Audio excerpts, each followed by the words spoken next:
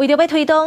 动智慧农业的发展，培养人才，嘉义县政府准备甲台湾美能、台湾思科等的企业来合作，要伫亚洲无人机 AI 创新应用研发中心内底做伙开科技人才课程，希望提升南部伫资讯产业甲智慧科技的专业。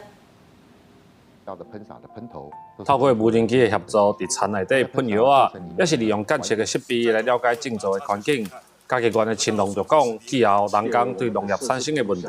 透过科技的设备，会当有机会来解决。这样的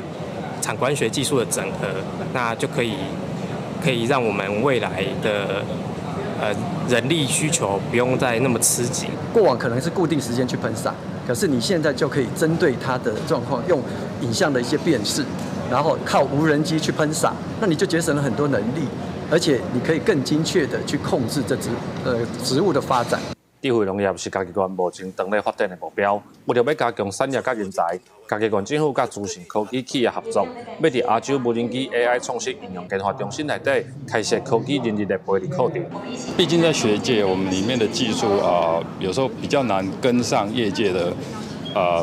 步骤。所以，我们如果可以到这边来实习，或者是在跟这边合作的话，我们可以跟业界、跟学界两边可以配合得更好。透过 AI 的分析，你可以把抓到重要的事情，你不断的重复，然后可以去透过数据的分析去细化，你就可以带动你的产量的增加，你的品质的优化。这是整个 AI 的它的目的，应用在无人机，还有应用在智慧农业。嘉义县政府指出，亚洲无人机 AI 创新应用研发中心内底，原本有进驻无人机生产的企业，未来搁配合资讯科技软体企业的合作甲课程，有若培养相关的人才，嘛替台湾无人机产业带来新的发展。记者林慧婷，嘉义报道。